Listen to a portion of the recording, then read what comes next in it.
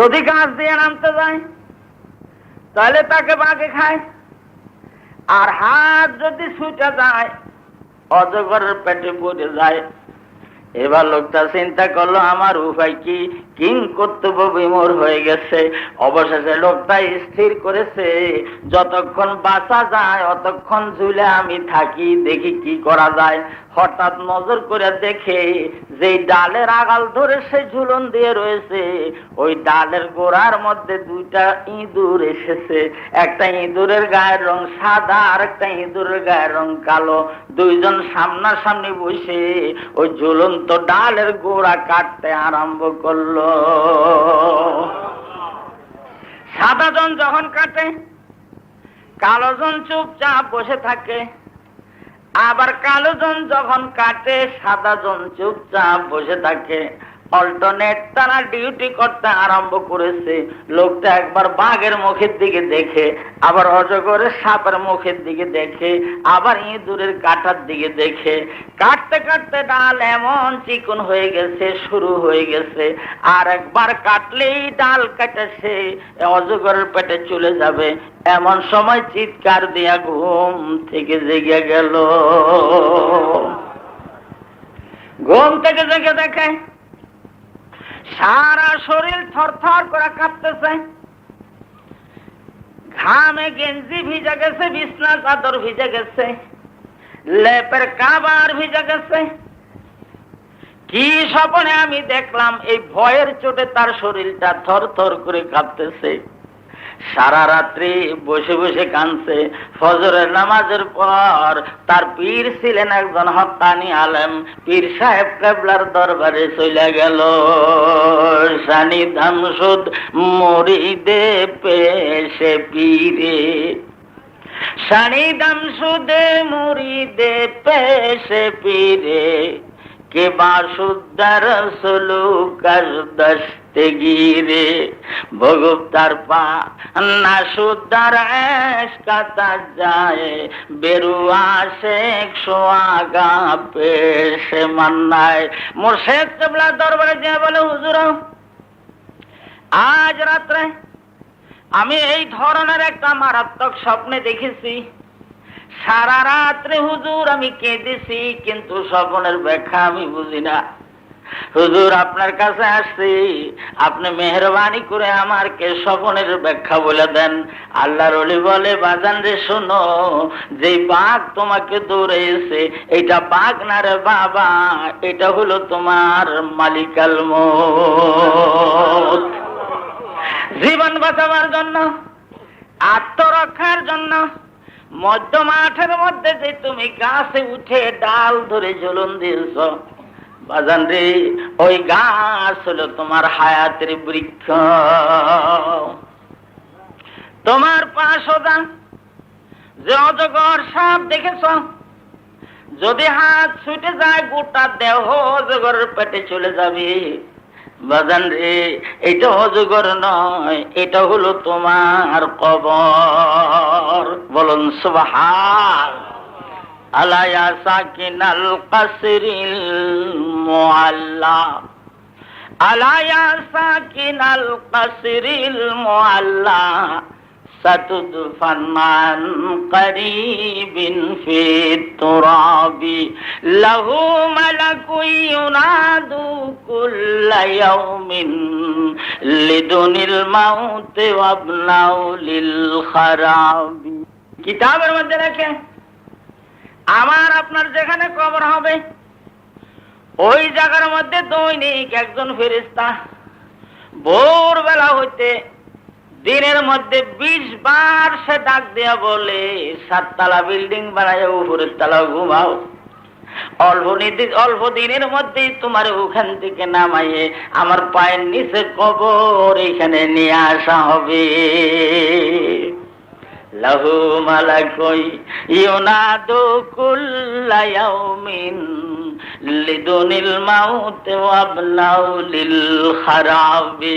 ওই ফেরেশতা দিনের মধ্যে 20 বার ডাইকা কয়, রেডি হও, তোমার কবর রেডি আছে। মাঝে মাঝে ভাইজান ওই আওয়াজ কারো কানের মধ্যে শোনা যায়। বলুন সুবহান। এজন্য আল্লাহর হাবিব বলেন, কোন ব্যক্তি যদি দিনের মধ্যে 20 বার মওতের কথা স্মরণ করে, ওই দিনের মধ্যে ওই ব্যক্তির পক্ষে কোনো গুনার কাজ করা সম্ভব না। আর ওই দিন যদি সে মারা যায়, আল্লাহ রাব্বুল আলামিন তার শহীদের দরজা দিয়ে দিবেন। আল্লাহর ওলি বলতেছেন, বাবারে, যে অজগর সাপ তোমার পায়ের কাছে হা করে রয়েছে, বাবারে অজগর না, এটা হলো তোমার খবর, হা করে রয়েছে, ডালের থেকে ছুটা পড়লেই তোমারে গিলা ফেলবে। বলেন সুবহান। ডালের গোড়ায় তুমি যে সাদা ইঁদুর আর কালো ইঁদুর দেখেছো, সাদা ইঁদুর হলো দিন, কালো ইঁদুর হলো রাত। একদিন যায় তোমার হায়াতের এক অংশ কেটে যায়, এক রাত যায় তোমার হায়াতের এক অংশ কেটে যায়। এভাবে ডাল কেটে যাচ্ছে, হায়াতের ডাল শেষ হয়ে যাচ্ছে। তুমি দেখছো একবার কাটলেই ডাল কেটে যাবে। যদি সাদা ইঁদুরে কাটে তোমার দিনে মৃত্যু হবে, আর কালো ইঁদুরে কাটলে তোমার রাতে মৃত্যু হবে। বলেন সুবহান। ও আমার ভাইরা, ও আমার বাবাজিরা, হায়াতের বৃক্ষের ডালের মধ্যে আমরা সমস্ত দুনিয়ার মানুষগুলি ঝুলে আছি। মালিকাল মউত বাঘ আমাদের পিছনে হা করে রয়েছে, দিন রাত অতিবাহিত হচ্ছে, হায়াত ফুরিয়ে যাচ্ছে। জানি না আগামী বছর পর্যন্ত কে ডাল থেকে ছুটে আমরা অজগরের পেটে চলে যাব। একজন পয়গম্বর, নাম হলো হযরত উযাইর আলাইহিস সালাম। মনে থাকবে নামটা, হযরত উযাইর আলাইহিস সালাম। বর্তমান যে জেরুজালেম মসজিদুল আকসা, এই মসজিদুল আকসার পাশে তিনি বাস করতেন। বনি ইসরাইল বংশের তিনি পয়গম্বর ছিলেন। তিনি তৌরাত কিতাবের হাফেজ ছিলেন। হঠাৎ করে জেরুজালেম এলাকায় বখত নাসার নামে এক জালেম বাদশা আক্রমণ করলো। নবী তার দলবল নিয়ে জালেমের বিরুদ্ধে যুদ্ধ ঘোষণা করলো। ওই বখত নাসার জালেম বাদশার সাথে যুদ্ধ করতে যেয়ে নবীর দল ঠকে গেল। নবী সহ তার সঙ্গীরা অনেকে এরেস্ট হয়ে গেল, বন্দী হয়ে গেল। এবার জালেম বাদশাহ নবীকে তার দলবল সহ বন্দী করে জেরুজালেমের ওখান দিয়ে নিয়ে বিশেষ একটা দুর্গের মধ্যে আটকায় রাখলো। কিছুদিন পরে জালেম বাদশাহ জানতে পারলো বন্দীদের মধ্যে একজন পয়গম্বর আছে, তার নাম হলো উযাইর। ওই জালেম বাদশাহ হযরত উযাইর আলাইহিস সালামকে ডেকে নিয়ে জিজ্ঞাসা করে, আপনার নাম কি? তিনি বলেন, আমার নাম হলো উযাইর। জালেম জিজ্ঞাসা করলো, আপনি কি বনি ইসরায়েলের পয়গম্বর? কয়, জি, আমি বনি ইসরায়েলের পয়গম্বর। আপনি কি তৌরাত কিতাব পড়তে পারেন? তিনি বললেন, আমি তৌরাত কিতাব শুধু পড়তেই পারি না, আমি তৌরাত কিতাবের হাফেজ। দেখেন, তৎকালীন জমানায় জালেমরাও নবীদেরকে ইজ্জত করতো। হুজুর, যদিও আমি লোক বেশি সুবিধা না, তথাপি একজন নবীকে আমি পয়গম্বর কয়, আমার গাদা আছে একটা, উঠে দেন। আইনা দিছে এটা, কয় জি এটা। আমার এক মশক পানি দেন, দিছে এক মশক পানি। আমার রাস্তায় খাবার জন্য কিছু ফল দেন, দিছে কিছু ফল। দিয়া কয়, এখন আপনি চলে যান, এটা বাইতুল মুকাদ্দাস রোড। পয়গম্বর গাদার পিঠে সাওয়ার হয়ে এক মশক পানি আর এক প্যাকেট তাজা ফল নিয়ে বাইতুল মুকাদ্দাসের কাছে এসে একটু ক্লান্ত হয়ে পড়েছেন। তিনি গাছের গোড়ায়, গাছের সেহার মধ্যে, গাছের ডালের ছায়ার মধ্যে সুন্দর করে বসে ওই গাদাটাকে একটা শিকড়ের সাথে বেঁধে ফলগুলি সামনে নিয়ে কায়ত হয়ে শুয়ে তিনি বিশ্রাম করতেছেন। এমন সময় তিনি বাইতুল মুকাদ্দাসের দিকে নজর করে দেখে সম্পূর্ণ বাইতুল মুকাদ্দাসটা আগুন দিয়া জ্বালাইয়া পোড়াইয়া ধূলিসাৎ করে ফেলছে, মাটির সাথে মিশে গেছে। বাইতুল মুকাদ্দাস শহরে একটা মানুষও দেখা যায় না। তিনি শুয়ে শুয়ে কয়, আউ কাল্লাযী মাররা আলা ক্বারিয়াতিন ওয়া হিয়া খাবিয়াতুন আলা উরুশিহা ক্বালা আন্না ইউহয়ী হাযিহিল্লাহু বা'দা মাউতিহা। আল্লাহর পয়গম্বর গাছের গোড়ার মধ্যে শুয়ে শুয়ে বাইতুল মুকাদ্দাস শহরের দিকে নজর করে কয়, খোদারে তুমি মরারে জিন্দা করবা, বারবার খালি বলো, কিন্তু মরা বাইতুল মুকাদ্দাস কিভাবে জিন্দা হবে আমি বুঝলাম না। সম্পূর্ণ শহরটা ধুলির সাৎ করে ফেলছে, মাটির সাথে মিশিয়ে ফেলছে, একটা মানুষও দেখা যাচ্ছে না। এই মরা শহরকে তুমি কেমনে জিন্দা করবা রে মাওলা? প্রশ্ন করলেন। ফামাতাহুল্লাহু মিয়াতা আমিন। এই কথা বলার সাথে সাথে আল্লাহ রাব্বুল আলামিন ওনার রূহ কবজ করলো। 100 বছর পরে বাইতুল মুকাদ্দাস আবার জীবিত শহর হয়ে, আবাদ হয়ে, বিল্ডিং দালান কোঠা সব তৈরি হয়ে, হাজার হাজার মানুষের দোকান পাট খুলে মানুষ যখন গিজ গিজ করা আরম্ভ করছে, 100 বছর পরে আল্লাহ রাব্বুল আলামিন ওনাকে রূহ দিয়া ঘুমের থেকে উঠাইলো। মুর্দায়ে সদ সাল রাহায় মিকুনাত ই বজুজ হক দিগারে কায়েমি কুনাত। 100 বছর পরে আল্লাহ রাব্বুল আলামিন ওনার রূহ ফেরত দিল।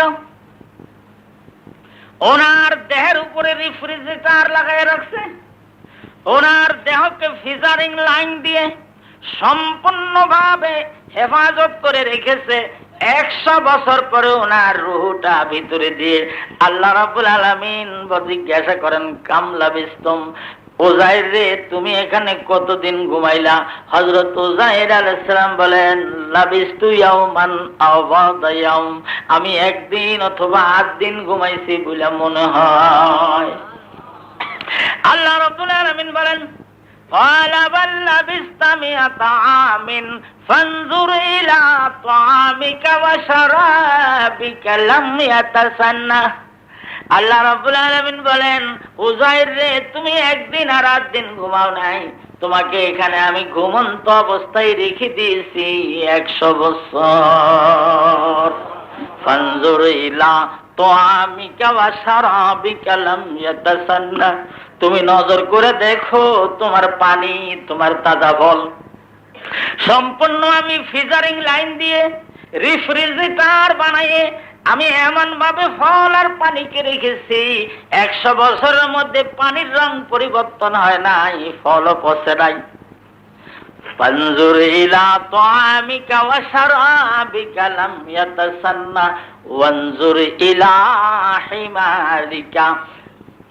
উযাইর রে তুমি যে গাদা চড়ে আসছিলা, তোমার গাদা কই? উনিকে আল্লাহ এই শিকুরের সাথে বাইন্ধে দিয়েছিলাম। আল্লাহ রাব্বুল আলামিন বলেন, 100 বছরের মধ্যে না খাওয়া গাদা প্রথম দিক দিয়ে তো কয়েকদিনের মধ্যে মরে গেছে, মরে যাওয়ার পরে পয়সা গোশতগুলি ছড়াইয়া চলে গেছে। 100 বছরের মধ্যে হাড়গুলি মাটির নিচে গাড়ে গেছে। তোমাকে শোয়াইয়া রাখা মানুষের চক্ষুর আড়াল করে রাখছি, তোমার গাদা তো মরে গেছে। তুমি তো এতক্ষণ খালি বলো মৃত্যুর আমি কেমনে জিন্দা করব।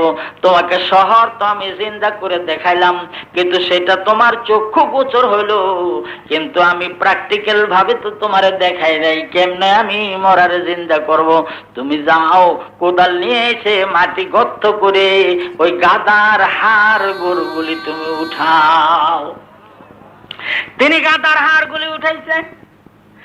উঠাবার পর আল্লাহ রাব্বুল আলামিন বলেন, তুমি হাড়গুলি সামনে নিয়ে বসে তাকায় থাকো আর বলো, গাদারে যেই খোদার হুকুমে তুমি মরেছ সেই খোদার হুকুমে জিন্দা হয়ে যাও।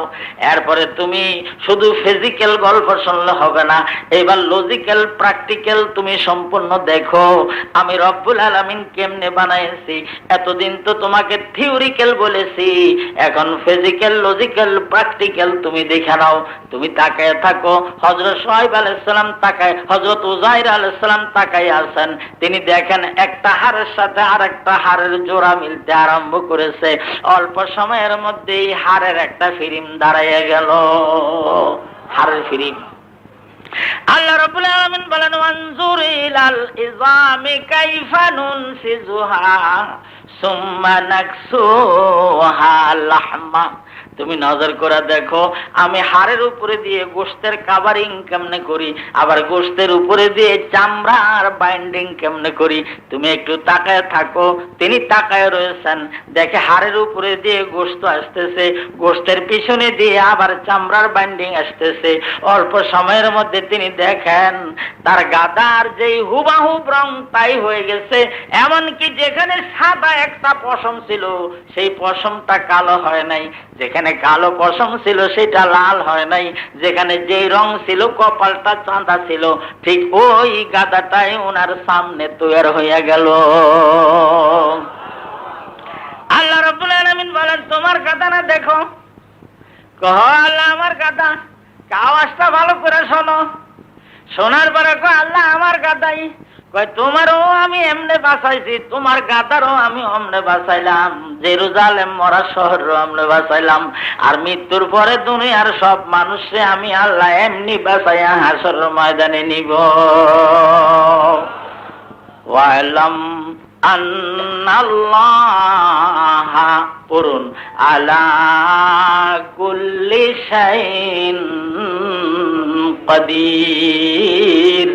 আল্লাহ বলেন সাহেবরে বেশি বাড়াবাড়ি করার দরকার নাই, এখন জেনে নাও আমি আল্লাহ সব জিনিসের উপরে ক্ষমতা রাখি। বলুন সুবহান। ওনার ভাইয়ের নাম আজিজ। ওজায়ের আজিজ দুই ভাই একদিনেই মায়ের পেট থেকে ভূমিষ্ঠ হয়েছে। ওনার ছেলে যেই বছর উনি যুদ্ধে আইলো ওই বছর বয়স হলো 10 বছর। তাহলে 100 বছর যে ঘুমায় রইল, এখন ছেলের বয়স কত হবে? ওজায়ের আলাইহিস সালাম যদি 100 বছর ঘুমায় থাকে, মরে থাকে, তাহলে ওনার ছেলের বয়স কত হবে? 110। এটা বুঝেন না? ছেলেরে 10 বছর বয়সের সময় রেখে উনি যুদ্ধে আসছে, আর রাস্তায় যদি মৃত্যু অবস্থায় তিনি ঘুমায় থাকে 100 বছর, তাহলে ছেলের এবার বয়স হবে কত? 110। আর উনি বাঁচার সাথে সাথে উনি 50 বছর বয়সে যুদ্ধে আইছিলেন। যেদিন তিনি বাঁচলেন সেদিন ওনার বয়স হলো 50 বছর একদিন, আর ওনার ছেলের বয়স হলো 110। আইসা দেখে সম্পূর্ণ শহরটা আবাদ হয়ে গেছে। যেখানে একতলা বিল্ডিং ছিল সেখানে 3 তলা বিল্ডিং হয়ে গেছে। যেখানে একটা খাল ছিল সেখানে মাটি ফেলে বরট করে বিল্ডিং তৈরি করে ফেলছে। সম্পূর্ণ বাজারের মানুষ গিজ গিজ করতেছে। তিনি ওরে আল্লাহ, তুমি বুঝে আমার ঘুমের মধ্যে রেখে মৃত্যু দিয়ে মরা শহরে জিন্দা করে ফেলেছ। বলেন সুবহান। এবার মানুষকে বলে 50 বছরের মানুষ, আমার বয়সের লোক। এইবার মানুষকে কয় ভাই রহমতপুর গ্রামটা কোন দিক? রোড ঠিক পায় না।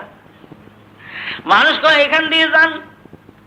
ওই গ্রামে যে মানুষকে বলে ভাই যান, এলাকার লোক একজনও চিনে না। কেমনি চিনবে? একদিন 2 দিনের কথা, 100 বছর পরে লোকটা হইলো জিন্দা হয়েছে।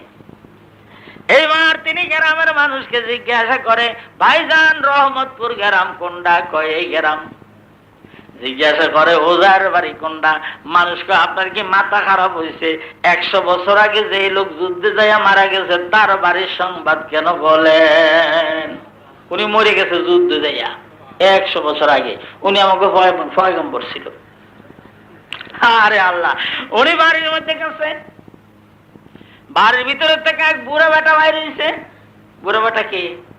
ওনার ছেলে। দাড়ি ফাঁক না, এক বুড়া বাইরেছে 110 বছর বয়সের। বাপের দাড়ি হলো মিসমিসা। জিজ্ঞাসা করে এই বাড়ি কার? বাড়ি আমার। ওজার বাড়ি কোনটা? 100 বছর আগের ঘটনা। আমি হইলাম ওজায়ের ছেলে। মাফ করবেন, ঝামেলা লাগাইয়েন না। দেখেন না আমার অবস্থা, আপনি একজন যুবক আর আমি বুড়া মানুষ, আপনি আমার বাপ, আর কোয়ার কাম নাই। বাড়ির ভিতরে খবর গেছে, ওনার স্ত্রী কয় কোন ঝামেলার মধ্যে আবার ফললাম? 100 বছর পরে মানুষ আবার জিন্দা হইয়া বাড়ি এসে, ঝামেলার কাম নাই। ওই বেটারের বাড়ির ভিতরে ঢুকতে দিও না, একটা গন্ডগোল লাগবে সমাজের মধ্যে। কে না কে আইসা তোর বাপ হয় আমার স্বামী হয়, শেষে একটা গন্ডগোল লাগবে, খবরদার বাড়ির মধ্যে ঢুকতে দিস না। কি মুসিবত, বাড়ির লোক বাড়ি আসতে পারে না। কি বলেন?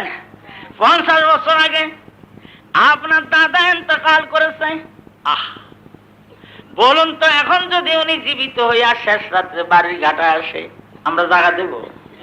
যখন জায়গা দেবো, যদি খালি কয় আমি আইছি রে আইছি, যদি কয় কে, আমি তোর দাদা কবরের থেকে উঠে আইছি, বাড়ির একজনও বাড়ি থাকবে? দাদায় গাটা দিয়ে ঢুকবে, আমরা ফোলা বাইন কোলে করে উত্তর দরজ দিয়ে মাঠে নেমে যাবো। দাদা আইছে কা, একটা ভয়ের হতো, কারণ মরা মানুষ বাইতে আছে ব্যাপারটা।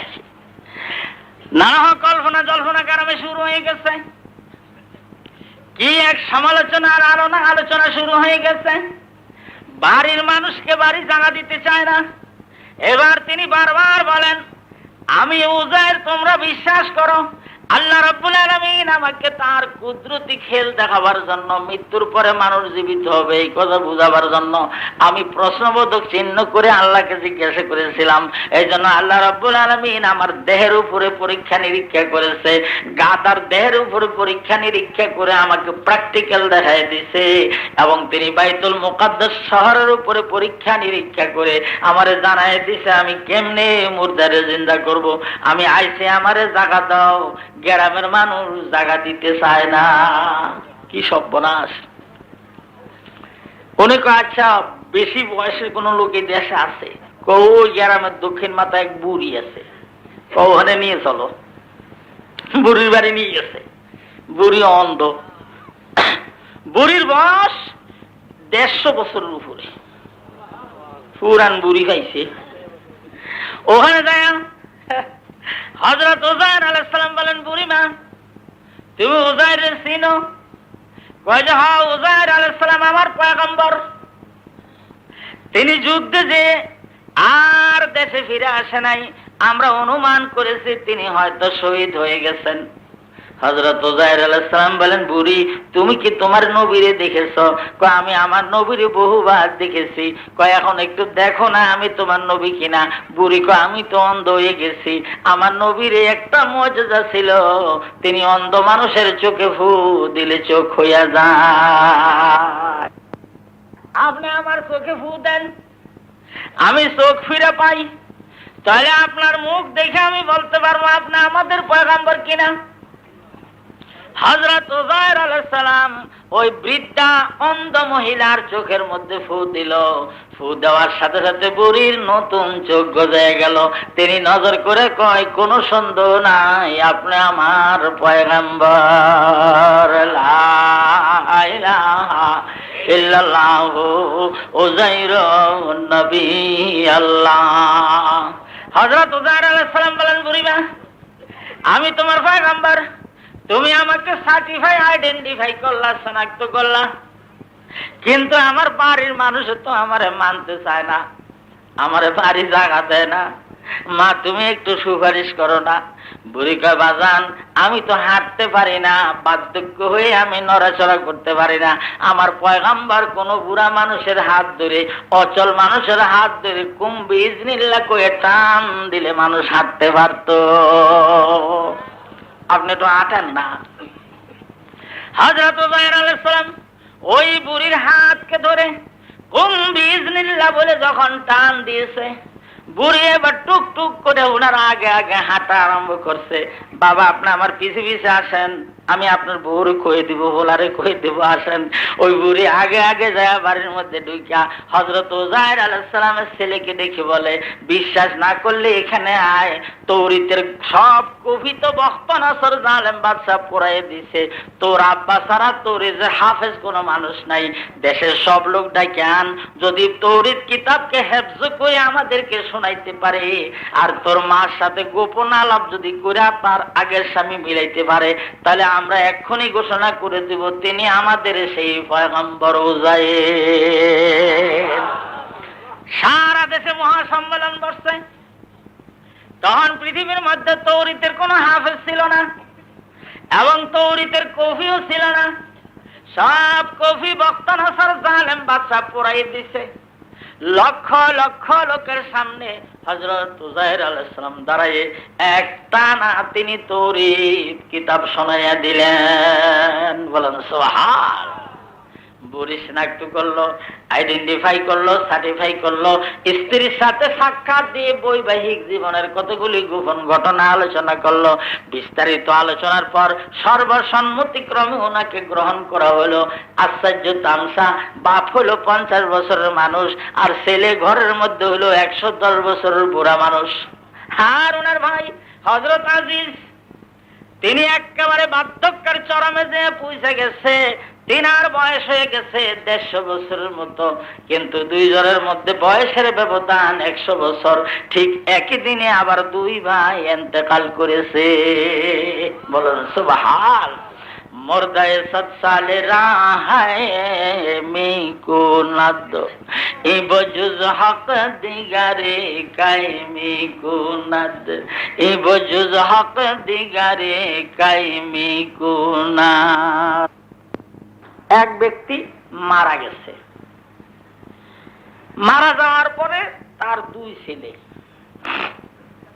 খেয়াল করেন, 2 ছেলে, আর কোন অংশীদার নাই।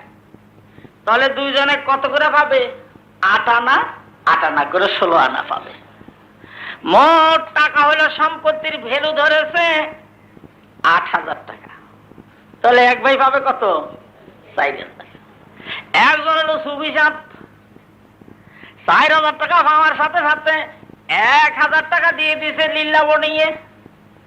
সুবহানাল্লাহ। আর 1,000 টাকা দিয়ে রাস্তা বানাইছে, আর 1,000 রাস্তা দিয়ে ফুল বানাইছে, সদকায়ে জারিয়া। আর 1,000 টাকা মসজিদ মাদ্রাসার মধ্যে দিয়ে দিছে। একেবারে খালি হাত, কিছু নাই। আরেকজনে করছে কি, 4,000 টাকা দিয়ে 2টা আঙ্গুরের বাগান খরিদ করছে। 2,000 এমন সুন্দর আঙ্গুরের বাগান খরিদ করছে। বাগানের আইলে দিয়ে খুরমা খেজুর গাছ, কি সুন্দর বাগান। 2টার মধ্যখানে দিয়ে একটা নহর আছে।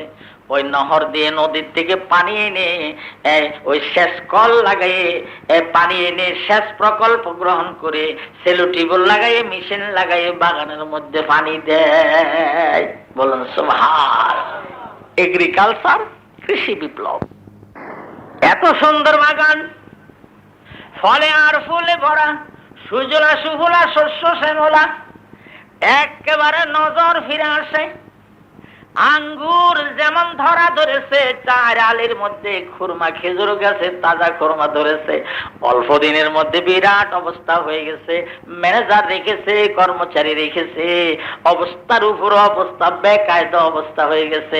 আর ওই যে সুফি সাহেব ভাই সব দান করে দিয়ে ভিক্ষুক হয়ে তিনি রাস্তায় রাস্তায় ঘুরে বেড়াইতেছে। বলুন সুবহান। এখন কি উপায়? কবি কর, কবি করবো, বউরে বাদ দেবো খেপলে, আমার কিছু নাই। কই তুই ওরকম করলি কে? ভাই আমি একটা বুদ্ধি করে করছি। আমি দুনিয়ায় নবীর ঘরে দিয়েছি, আল্লাহর ঘরে দিয়েছি, মসজিদে দিয়েছি, মাদ্রাসায় দিয়েছি, রাস্তা বানাইছি, ব্রিজ বানাইছি। এর বিনিময়ে আল্লাহ রাব্বুল আলামিন বেহেশতের মধ্যে আমার বড় বড় বাগান দিবে, বিল্ডিং দিবে, বালাখানা দিবে, একেবারে অট্টালিকা দিবে, শান্তি নিকেতন দিবে, বউ দিবে, হুর দিবে, গোলমান গিলমান দিবে। কোন জিনিসের আমার অভাব হবে না। ওই ভাইটা কয় তুমি খালি বাকি বুঝো, নগদ বুঝো না। আমি বললাম নগদ বুঝি, আর তুই খালি বাহি বুঝো। আল্লাহ দেবে কোন কালে, না কি হবে না হবে, এর কোনো বিশ্বাস আছে? ধনী ভাইটার বাড়ি আসছে বেড়াইতে, কি সুন্দর করে তাদের সাক্ষাৎকারটা আল্লাহ কোরআনে দিয়েছেন। কিলতাল জান্নাতাইন আতাত উকুলাহা ওয়া লাম তাজলিম মিনহু শাইআ ওয়া ফাজ্জারনা খিলালাহুমা নাহারা ওয়া কানা লাহু সামারুন فقال لصاحبه وهو يحاوره أنا أكثر منك مالا وأعز نفرا। তোর দি তুই খুয়াইছো, আমার দিয়ে আমি একটু খুয়াই নাই। আমি 2টা বাগান করে কি গ্রেনার হয়েছে, আমার সাথে আর বাগানে নিয়ে গেছে। বাগান 2 ভাই ঘুরতেছে। তার সেই ধনী ভাইটা বলতেছে, আনা আকসারু মিনকা মালাম ওয়া আযু নাফারা, আমার মাল আছে, আমার ধন আছে, আমার স্ত্রী পুত্র পরিবার পরিজন আছে, তোর সে আমি সব দিক দিয়ে বড়। কাজী ওয়াদাখালা জান্নাতাহু ওয়া হুয়া যালিমুন লিনাফসিহি ক্বালা মা যুন্নু আন তাবিদা হাযিহি আবাদা। দেখছস, যা করে নিছি এই জীবনও শেষ হবে না, আমার 14 পুরুষ খাইও শেষ করা যাবে না। আমি মনে করি না আমার এত সুন্দর বাগান এই কোনোদিন ধ্বংস হবে আর কোনোদিন আমার হাতছাড়া হবে। যা কামাই নিছি 14 পুরুষ বসে খাওয়া যাবে। ক্বালা মা যুন্নু আন তাবিদা হাযিহি আবাদা। আর সুফি সাহেব আছে না, খেয়াল আছে তো, গরিব ভাই কয় কিয়ামত হইলেও যাবে না তোর বাগান। কয় ওয়া মা যুন্নু সাআতা কাইমা, আমি কিয়ামত বিশ্বাস করি না। ধনী ভাই কয় আমি কিয়ামত বিশ্বাস করি না। গরিব ভাই কয় কিয়ামত হইলেও তোর এটা ধ্বংস হবে না। আর ধনী ভাই কয় আমি কিয়ামত বিশ্বাস করি না। ওয়ালাইন রুদিতু ইলা রাব্বি লাজিদান্না খায়রাম মিনহা মুনকালাবা। তুমি সুবিশাপ মানুষ, আল্লাহওয়ালা লোক, বুজুর্গ লোক, যদি কিয়ামত হয় আর বাগান যদি আমার ভাঙিয়ে যায়, আল্লাহ আবার আমারে কিয়ামতের পরে এরকম 2টা বাগান আবার দিয়ে দিবে। ঠাট্টা করে। যার জন্য আছে বিয়ে বাড়ি আছে, যার জন্য নাই মেজনি বাড়িও নাই, তোর এহেনও নাই হেহেনও নাই, আমার এহেনও আছে, ভাঙ্গা যদি লাই কিয়ামত দিয়ে 2টা আবার আমারে দেবে, মানে টিটকারি দিতেছে। قال له صاحبه وهو يحاوره أكفرت بالذي خلقك من تراب ثم من نطفة ثم سواك رجلا। বাইরে এত বড়াই করা ভালো না, এত বেশি নিজেরে বড় মনে করো না, তোমার কথাবার্তার সুর শব্দ ভালো না। ওই সুফি সাহেবে কয় আকাফারতা বিল্লাযী খালাকাকা মিন তুরাব, তুমি কি ওই আল্লাহর সাথে কুফরি করতেছো যে আল্লাহ তোমাকে মাটি দিয়ে তৈরি করেছে, সুম্মা মিন নুতফাতিন, এরপরে তোমাকে বীর্য দিয়ে তৈরি করেছে, সুম্মা সাওয়াকা রাজুলা, এরপরে তোমার সুন্দর একটা মানুষ বানিয়েছে। লাকিন্নাহু আল্লাহু রাব্বি ওয়া লা উশরিকু বিরাব্বি আহাদা। বাইরে এত বেশি কইও না, এত বেশি কোয়া ভালো না। আল্লাহু রাব্বি, আল্লাহ হলেন আমাদের রব, ওয়া লা উশরিকু বিরাব্বি আহাদা, খবরদার আমার রবের সাথে কারো শরীক করো না। বলুন সুবহান। ধনী ভাইটারে গরিব ভাইটা বুঝায়। এবার কইতেছে ওয়ালাউলা ইয দাখালতা জান্নাতাকা কুলতা, বলুন মাশা আল্লাহু লা কুওয়াতা ইল্লা বিল্লাহ। ভাইরে, তুমি যখন বাগানে ঢুকেছ, তোমার এই সমস্ত বাড়াবাড়ি কথা ঠিক হয় নাই, তোমার লম্ফ জম্ফ মারাগুলি মোটেই ঠিক হয় নাই। তুমি যখন বাগানের মধ্যে ঢুকেই তোমার বাগানকে সুজলা সুফলা শস্য শ্যামলা ফলে ফুলে ভরা দেখলাম। তোমার উচিত ছিল আমাকে হাত ধরে এনে বাগানের রাস্তা দিয়ে হাঁটাইতা আর বলতা মাশা আল্লাহ লা কুওয়াতা ইল্লা বিল্লাহ। জোরে কোন সুবহান। খালি শুনলে হবে না। লাউ গাছ সুন্দর লাউ ধরছে, একরকমের লোক আছে চোখ ভালো না, চোখের মধ্যে ইলেকট্রিক বিদ্যুৎ থাকে, খালি দেখে ওরে আল্লাহ বানরের বাচ্চার মতো জ্বলছে, অনেকগুলি হয়েছে তো এই কইয়া যাওয়ার সাথে সাথে দেখবেন যে কদু গাছের যে ছোট ছোট কড়া বাইরেছে না, ওর পাছা বেঁকা হইতেছে মুখরা। এই সমস্ত লোকের উচিত, যারা জানেন আপনার মুখ আর চোখ ভালো না, আপনাকে বলতে হবে ইজ দাখালতা জান্নাতাকা কুলতা মাশা আল্লাহু লা কুওয়াতা ইল্লা বিল্লাহ। পারবেন না কইতে? মাশা আল্লাহ। কাল গেছে ইনশাআল্লাহ, আজ হলো মাশা আল্লাহ। রাস্তা দিয়ে যেন আবি যাবি না শুনি, খালি ইনশাআল্লাহ আর মাশাআল্লাহ যেন শুনি। খেয়াল থাকবে। করুন বিসমিল্লাহির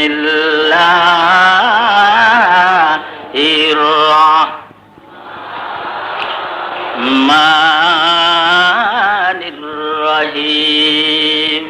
ইন তারানি আনা আকাল্লা মিনকা মালান ওয়া ওয়ালাদা ফাসা রাব্বি আন ইউতিয়ানি খায়রাম মিন জান্নাতিক ওয়া ইউরসিল আলাইহা হুসবানাম মিনাস সামাই ফাতুসবিহা সাইদান যালাকা আও ইউসবিহা মাউহা গাওরান ফালান তাস্তাতিয়া লাহু তালাবা وأحيط بثمره فأصبح يقلب كفيه على ما أنفق فيها وهي خاوية على عروشها ويقول يا ليتني لم أشرك بربي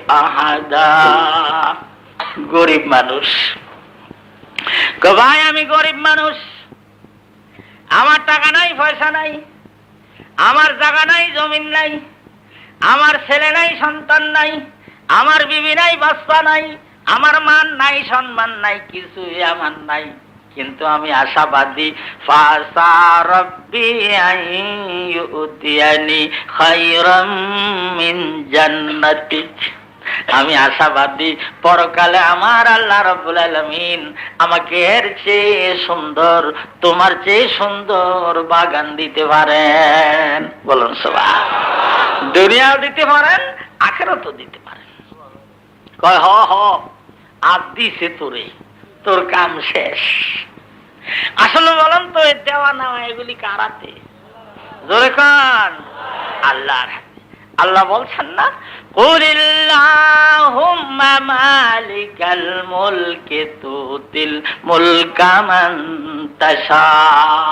পড়েন ওয়া তানজিউল মুলকা মিম্মান তাশা ওয়া তুইজ্জু মান তাশা ওয়া তুযিল্লু মান তাশা বিয়াদিকাল খায়র ইন্নাকা আলা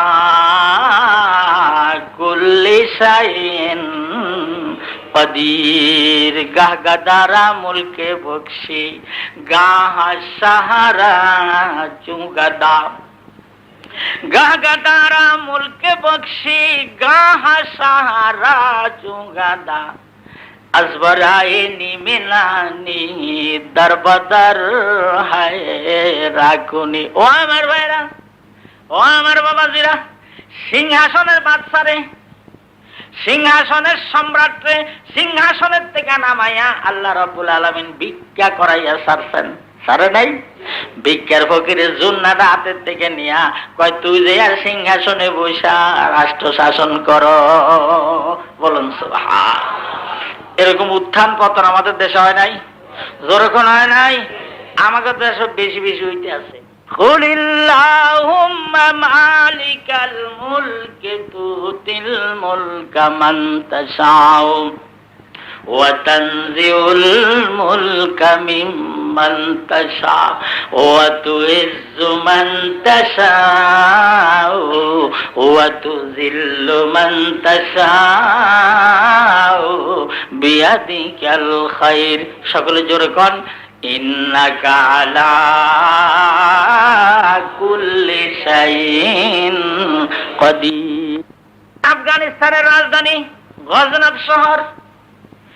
এই গজনব শহরে পরাক্রমশীল মুসলিম নরপতি, যার ভয়ে সারা দুনিয়া থরথর করে কাঁপত, সুলতান মাহমুদ গজনবী।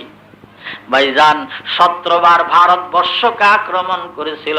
পৃথিবীর ইতিহাসে, মুসলিম ইতিহাসে, মুসলিম নরপতিদের মধ্যে সুলতান মাহমুদ গজনবী একজন পরাক্রমশীল সম্রাট ছিলেন। কি বলেন, ছিল না? সুলতান মাহমুদ। সুলতান মাহমুদের আব্বার নাম হলো সুবুকতুগিন। সুবুকতুগিন, এই সুবুকতুগিন ছিল আফগানিস্তানের গজনবের সম্রাটের গোলাম। সে সম্রাটের নাম ছিল আলোকতুগিন। মনে রাখেন, সম্রাটের নাম কি? আলোকতুগিন।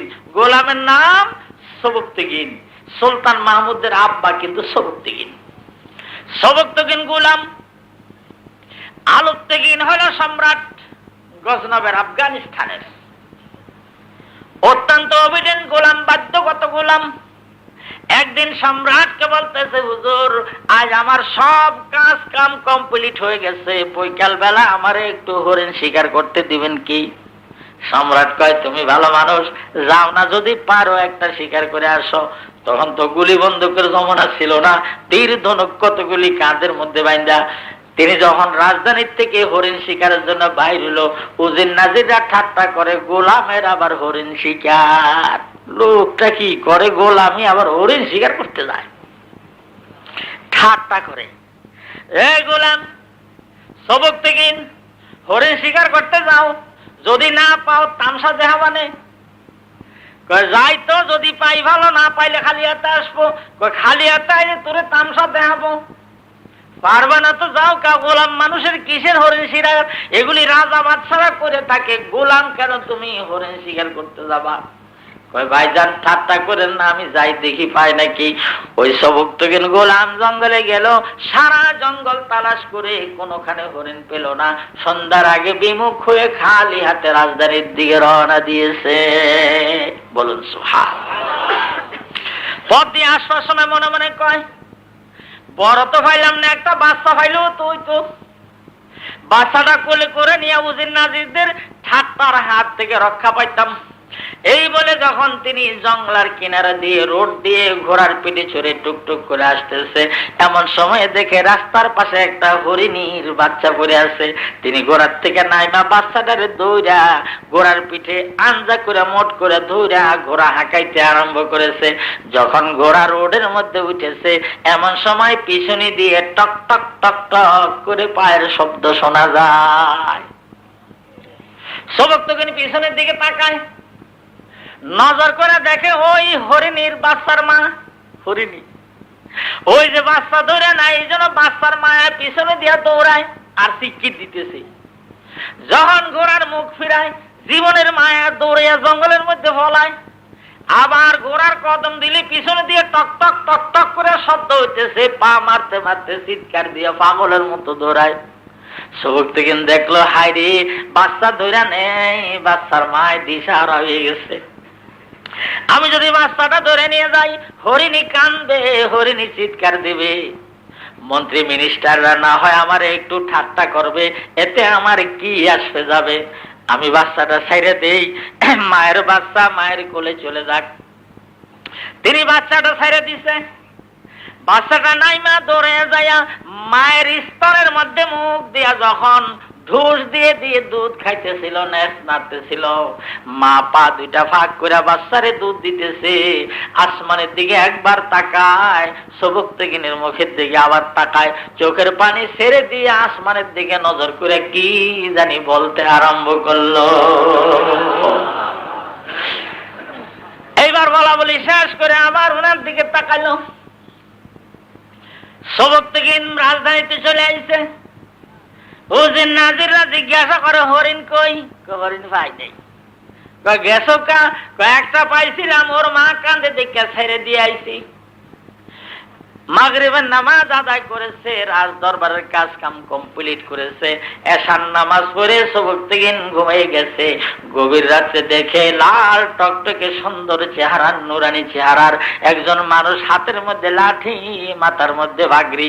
ওনার কাছে স্বপ্নে এসে বলে, সবুকতিগিন তুমি আমারে চিনো? গায়ের সুগ্রানে ঘর মুখরিত হয়ে গেছে। সবুকতিগিন বলে, হুজুর আপনারে আমি চিনি না। আমি হইলাম তোমার পয়গম্বর মুহাম্মদুর রাসূলুল্লাহ সাল্লাল্লাহু আলাইহি।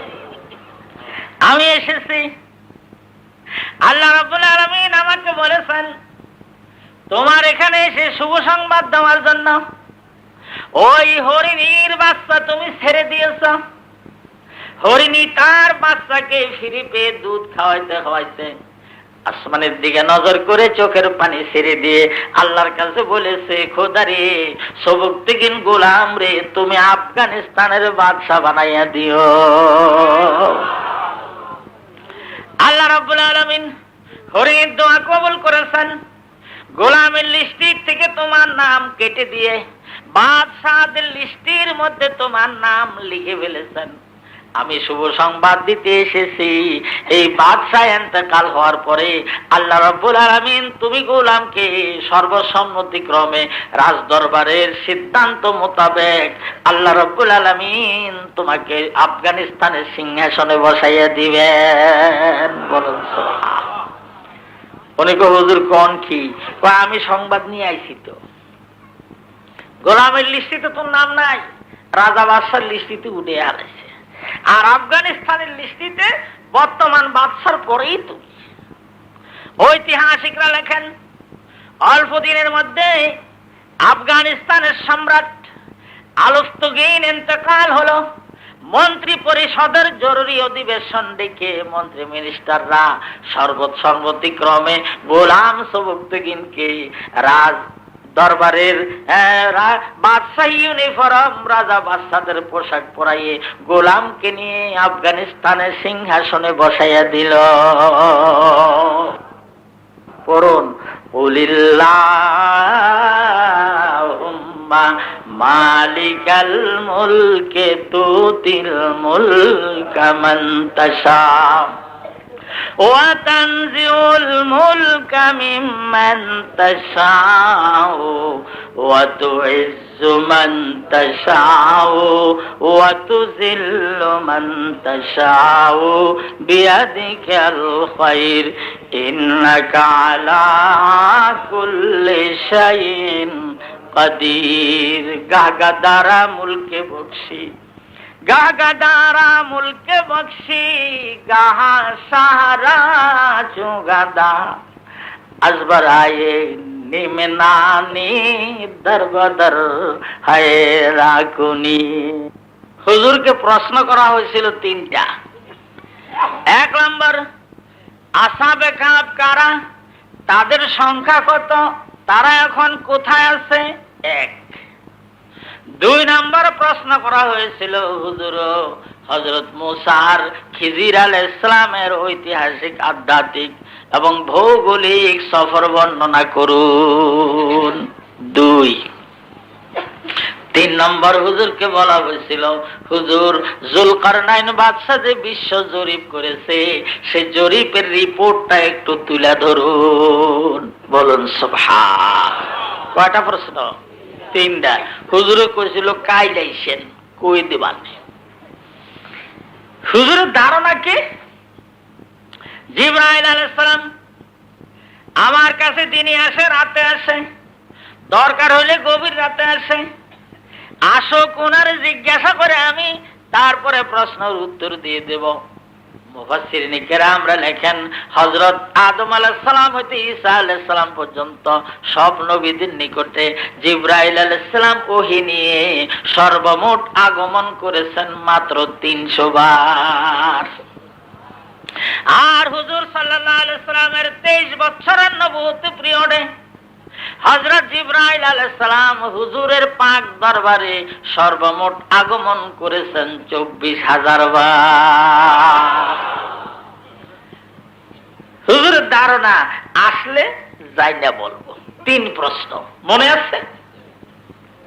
ঠিক আছে, কাল আপনারা আইসেন, আমি উত্তর দিয়ে দিব। আল্লাহ রাব্বুল আলামিন হযরত জিবরাইল আলাইহিস সালামকে ডেকে বলেন, আমার পরবর্তী হুকুম না পাওয়া পর্যন্ত আমার হাবিবের দরবারে তুমি যেও না। আগামীকাল তিনি প্রশ্নের উত্তর দিবেন, আমারে একটু সাথে রাখলো না, ইনশাআল্লাহ বললো না, তুমি একটু যাইও না, দেখে আমারে ছাড়া কেমনে উত্তর দেয়, বন্ধু মানুষ কি জন্য আমারে বাদ দিল, যাইও না। পরের দিন প্রশ্নকারীরা আইছে, হুজুর কইতে পারে না। এর পরের দিন আসছে, উত্তর দিতে পারে না। তাফসীর জালালাইনের টিকার মধ্যে লিখেছে 14 দিন, অন্যান্য তাফসীরের মধ্যে লিখেছে 41 দিন পর্যন্ত ওহী বন্ধ ছিল। 41 দিন পর্যন্ত ওহী স্টপ ছিল। 41 দিন এই প্রশ্নকারীরা এসে ফিরে গেছে, সমালোচনা আরম্ভ হয়ে গেছে, চারিদিক দিয়ে সমালোচনার ঝড় আর তুফান নামছে। সাহাবায়ে কেরামদের মুখ ছোট্ট হয়ে গেছে। হুজুর সাল্লাল্লাহু আলাইহি সাল্লাম কিংকর্তব্য বিমূঢ় হয়ে গেছেন। তিনি এশার নামাজ পড়ে কয়, খোদারে কোন জায়গায় ভুল হয়েছে আমি টের পাই না। 41 দিন পর্যন্ত তোমার জিবরাইল আসে না, প্রশ্নের উত্তর দিতে পারি না, বেইজ্জতি হয়ে গেলাম। আল্লাহ তুমি আমার ভ্রম সংশোধন করে জিবরাইলকে পাঠায়া দাও।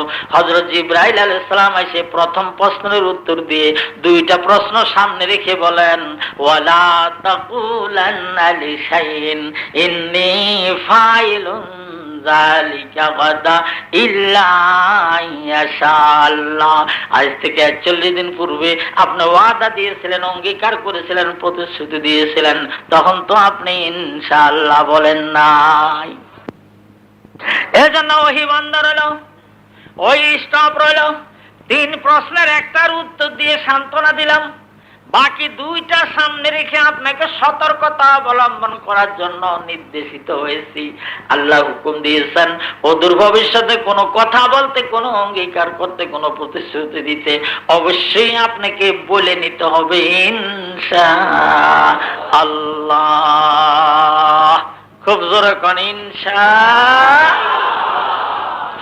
এই ইনশাআল্লাহর প্রসঙ্গে আল্লাহ রাব্বুল আলামিন বাগান দেখে, ফসল দেখে কি বলতে হবে সেই প্রসঙ্গটা আল্লাহ আবার সাথে উঠে বলেন,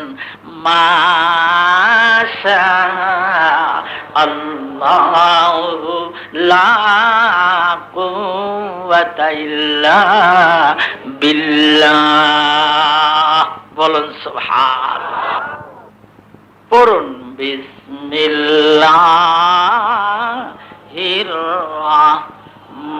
রাহমানির রহিম।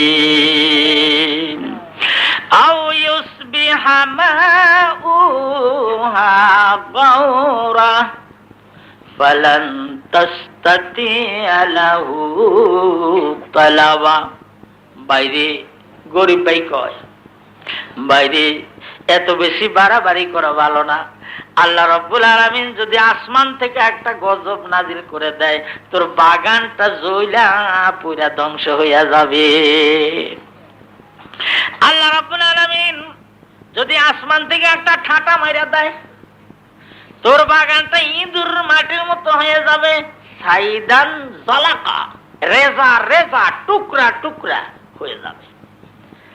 আর আল্লাহ রাব্বুল আলামিন যদি একটু টান দিয়া পানি তলদেশে নিয়ে যায়, তোর কৃষি বিপ্লব, এগ্রিকালচার শেষ। দেখেন না, আমাকে একজনের রাস্তা বাঁধে, আরেকজনে খালি খাল কাটে। হামচোনাদার ফিক্রে আবায়তম কে গোপ, হামচোনাদার ফিক্রে আবায়তম কে গোপ, পিলেবানি বরলবে দরিয়ায়ে নীল, ফিলেবানি বরলবে দরিয়ায়ে নীল। আমার দিকে দেখেন, বর্তমান মিডিল ইস্টের, মধ্যপ্রাচ্যের সুইস গেট হলো সুইস খাল, যেটা মিশরে। এটা দিয়ে হলো মধ্যপ্রাচ্যের এখানে গেট বানায় রাখছে। হযরত ওমর, খেয়াল করেন পানি কোথা থেকে আসে। হযরত ওমর যখন ইসলামিক রিপাবলিক অফ মদিনার প্রেসিডেন্ট, আমিরুল মুমিনিন, ওই সময় মিশরের থেকে একদল লোক এসে কয়, হুজুর নীল নদের পানি দিয়ে আমরা কৃষি বিপ্লব করি, এগ্রিকালচার করি, হুজুর পানি একটু নাই। নীল নদের তলা ফাইটা গেছে, হুজুর আমরা পানি কোথায় পাবো? হযরত ওমর বলেন, অন্যান্য বছরে তোমরা কেমনে পানি পাইতা?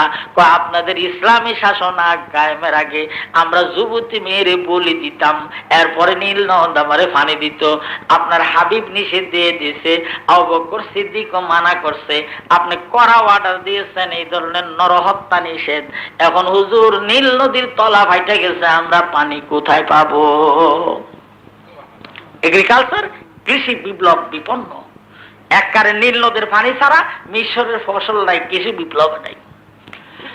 হযরত ওমর কয়, ঠিক আছে যাও, আমি পানির ব্যবস্থা করব। ওনারা মনে করছে কল গানাইয়ে দিবে, এটা ওনাদের ধারণা। তিনি করছে কি, আমর ইবনুল আস নামে রাসূলের এক সাহাবীকে ডাইকা কয়, এদিকে আসো। ও আমর ইবনুল আস, তুমি রাসূলের সাহাবী, তুমি ভালো একজন পলিটিশিয়ান, ভালো একজন রাজনীতিবিদ। যেই চারজন মানুষ আমরা রাজনীতি জানি, তার মধ্যে তুমি একজন। মিশর একটা ভালো প্রভিন্স, মিশরের ফসলের উপরে মধ্যপ্রাচ্য নির্ভরশীল, নীল দরিয়ায় পানি নাই, সে দেশে কৃষি বিপ্লব বিপন্ন হয়ে গেছে। ও আমর ইবনুল আস, আমি তোমারে সেই দেশের গভর্নর বানায়া পাঠাবো, বলো তো ভাইজান তুমি সাথে কি নিয়ে যাবা? গভর্নর ঠিক করতেছে, আগের গভর্নর বাদ দিয়ে দিবে। আমর ইবনুল আস ভাইজান, আপনি যদি আমাকে মিশরের গভর্নর বানান, আমি সেই দেশে নিয়ে যাব, 1 নম্বরে একটা জায়নামাজ, 2 নম্বরে নেব একটা পাগড়ি আর একটা পায়জামা, 3টা গুছাই আমি বগল তলায় নেব, আর আমি সাথে নিয়ে যাব আল্লাহ আল্লাহর রাসূলকে। এই জিনিস নিয়ে আমি মিশর রওনা দেব। আমার হাতে অন্য কোনো ব্রিফকেস, কোনো সামগ্রী থাকবে না। হযরত ওমর ফারুক বলেন, আগামীকাল ভোরেই আপনি জায়নামাজ আর পাগড়ি নিয়ে রওনা দিবেন। আপনার দেহরক্ষী হিসাবে আমি 6 জন মানুষ সাথে দিয়ে দেব। ঘোড়ার পিঠে সাওয়ার হয়ে মিশর যাবেন। আজ আমি মিশরে খবর দিয়ে দেব, মিশরের নেতৃবৃন্দকে বলবো, মিশরের গেটের মধ্যে, বর্ডারের মধ্যে যেন আপনাকে রিসিপশন করার জন্য নেতারা একত্রিত হন। মিশরের নেতৃবৃন্দ নতুন গভর্নরকে রিসিপশন দেওয়ার জন্য বর্ডার দাঁড়াই আছে, গেট বানাইছে। এমন সময় দেখে এক দরবেশ আইতেছে, ওটের ভিটে এক বেটা বসে রয়েছে, ওনার মাথার মধ্যে সাদা পাগড়ি, কাঁধের মধ্যে লাঠি, বগল তলায় জায়নামাজ, পাগড়ি আর একটা পায়জামা। নেতৃবৃন্দ দেখে কয়, আমিরুল মুমিনিন হযরত ওমরের মতো বিচক্ষণ মানুষ, এত বড় একটা প্রভিন্স, উন্নত মানের প্রভিন্সের মধ্যে এই সুফি সাহেবরে পাঠাইছে, দরবেশ সাহেবরে পাঠাইছে, এই কেমনে এই রাষ্ট্র চালাবে? উনি নামছে, সকলে দেখে সুফি সাহেব, দরবেশ, এই জন্য মুসাফা করে, ওই জন্য কোলাকুলি করে, যেন একটু কেমন কেমন মনে হয়। একজনে জিজ্ঞাসা করতেছে, ঠিক আছে আগামী দিন থেকে আমাদের সমস্যার কথা আপনার কাছে বলবো। তিনি করছে কি, ওই দেশের শাসনভার হাতে নিয়ে সাবেক গভর্নরকে মদিনা পাঠিয়ে দিয়ে ভোরবেলা বসে আছে। নেতৃবৃন্দ যে বলে, হামচুন আদর ফিক্রে দমকে গো পিলে বানি দরলবে বরলবে দরিয়ায় নীল। 1 নম্বরে যে কৃষি বিপ্লব সম্বন্ধে কথা উঠেছে, আপনি হলেন আমাদের নিউ অ্যাপয়েন্টেড গভর্নর জেনারেল, আপনার কাছে বলবো না, কার কাছে বলবো? আমাদের সবচেয়ে বড় সমস্যা এগ্রিকালচার, কৃষি বিপ্লব।